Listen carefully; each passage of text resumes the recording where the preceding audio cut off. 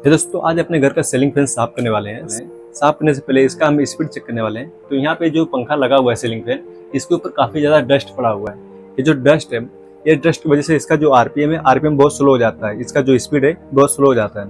अब इसको हम जो साफ करने से पहले हम इसका स्पीड चेक करने वाले हैं कि इसका स्पीड क्या है और इसको साफ करने के बाद आरपीएम और स्पीड कितना ज्यादा है। तो हम इसे चेक करने के लिए हमारे पास एक टेकोमीटर है। तो इस टेकोमीटर को चलाने के लिए हमारे पास एक रेडियम का पट्टी है, जो इस पट्टी के ऊपर से ये जो लेजर लाइट है रिफ्लेक्ट होगी, तो उसमें हमारा काउंटिंग करता है।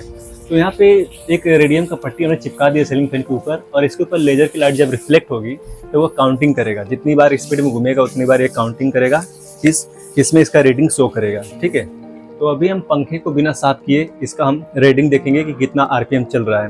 तो इस पंखे को हम चालू कर लेते हैं। जो पंखे का जो फुल स्पीड हो जाएगा तो उसमें हम आरपीएम चेक करने वाले हैं कि कितना आरपीएम होगा। तो यहाँ पे 383 तक दिख रहा है। इस पंखे को बिना साफ किए हुए इसका जो स्पीड है 383 तक इसका आरपीएम आ रहा है, यानी कि 1 मिनट के अंदर 383 बार घूम रहा है। ठीक है, तो अब इसको हम साफ करके चेक करने वाले हैं कि इसका आरपीएम बढ़ रहा है या उतने पे ही है। तो आइए हम इसे साफ करके देख लेते हैं पंखे को।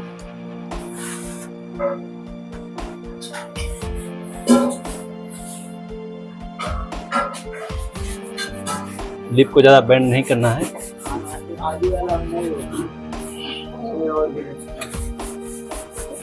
तो नीचे की तरफ इस तरह सपोर्ट देके साफ करेंगे।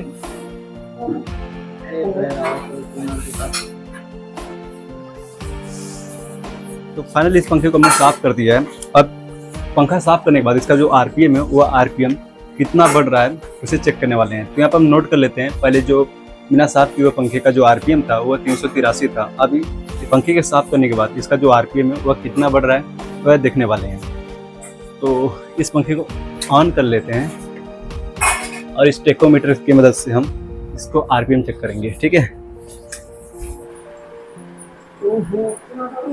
ये ना। तो दोस्तों पहले पंखे का जो आरपीएम था वह 383 था। अब जैसे पंखे को साफ किए, अच्छे से पूरा ब्लेड को उसे क्लीन किए, क्लीन करने के बाद इसका जो आरपीएम है यह 420 आरपीएम है।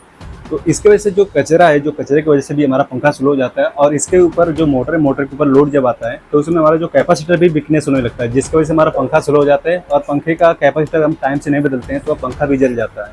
ठीक है, तो छोटी सी गलती, बड़ा धमाका और बड़ा खर्चा। तो दोस्तों ऐसी वीडियो देखने के लिए वीडियो को लाइक, चैनल को सब्सक्राइब कर दो।